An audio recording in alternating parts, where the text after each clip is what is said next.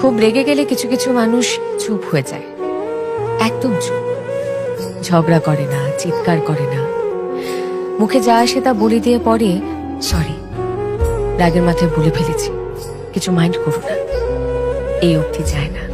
কেন বলুন তো? কারণ এই মানুষগুলো বোঝে তাদের রাগের মাথায় বলে ফেলা কথা অন্য মানুষটাকে ঠিক কতটা আঘাত করবে।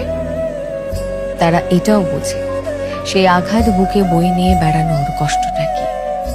তারা জানে কোনো মানুষকে শুধুমাত্র কথা আর ব্যবহার দিয়ে কি ভীষণভাবে ট্রমা দেওয়া যায়, সম্পর্ক ভেঙে দেওয়া যায়।